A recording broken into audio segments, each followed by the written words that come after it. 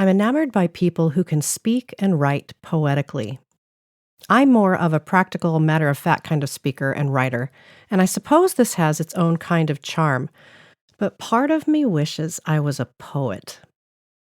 One such poetic paragraph was shared with me by my spiritual director a couple of months ago.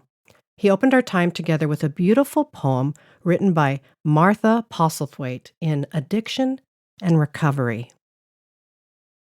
Do not try and save the whole world or anything grandiose.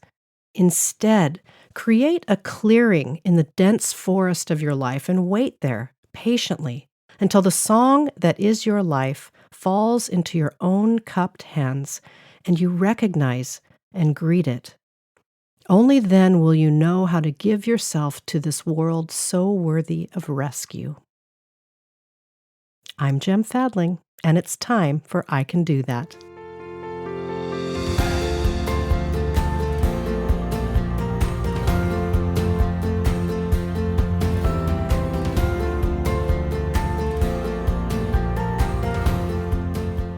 It's easy to carry the weight of the world on your shoulders these days because we can see and hear what's going on in most corners of our planet.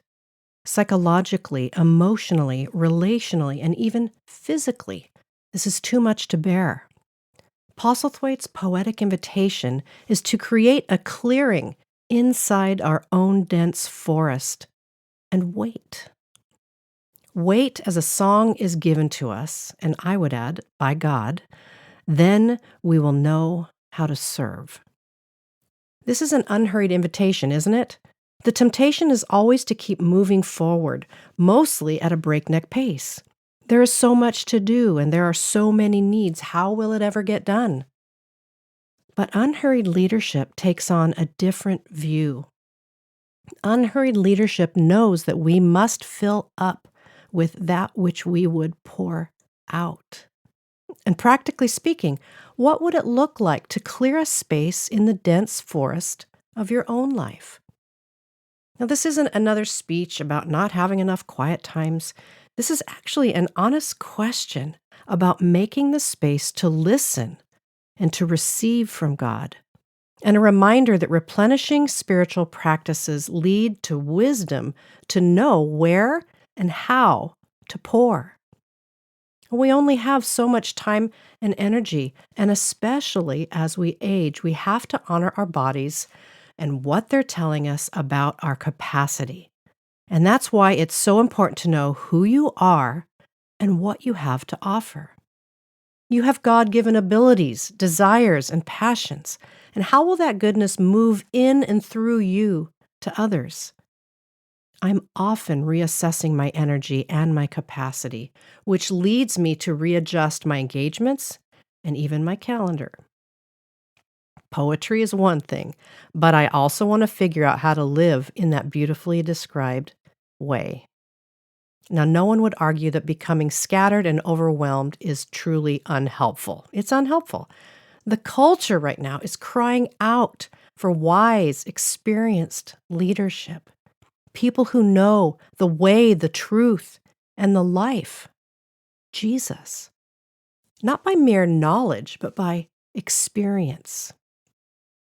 This clearing in the dense forest of your life is where we receive from God in unique and necessary ways. And the first and repeated thing we hear is that we are loved without question. It is impossible for God to not love us, for God is love. There are a couple of things to say about the waiting place as well, spoken of in the poem. Now, the first kind of waiting place might be time and location bound. You can set aside times where you can listen to God through scripture, prayer, or journaling. Unhurried time with God or silence and solitude is another beautiful way to receive rest and peace, which are certainly clearing type practices. The second kind of waiting place is located in your heart, and you carry it with you like a low hum in the background. Inspiration typically comes when we aren't looking, so holding a space and turning an inward ear to the Spirit can yield wonderful fruit over time. Noticing Postlethwaite's idea of our cupped hands is the idea of waiting with hope. Our hands are outstretched, trusting that God will fill and guide. So let's swing back to the quote again and ask ourselves a few questions. Do not try to save the whole world or anything grandiose. Instead, create a clearing in the dense forest of your life and wait there patiently until the song that is your life falls into your own cupped hands and you recognize and greet it. Only then will you know how to give yourself to this world so worthy of rescue.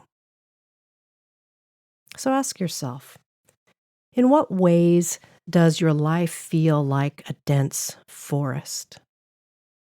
How might you create a clearing where you could patiently wait? What does trust, the cupped hands, look like for you right now? And what focus from God do you long for in your current season? Remember, we can usually find our way into discernment by asking good, solid, open-ended questions. This is another way to learn to wait in trust. Blessings to you as you make your way. Well, here's your I Can Do That for this week. Listen now as I read to Lamentations 3:25-26, and let it rise as a prayer from within you. God proves to be good to the man who patiently waits, to the woman who diligently seeks. It's a good thing to quietly hope for help from God. Remember, you're making your way forward one small, simple, and gracious step at a time.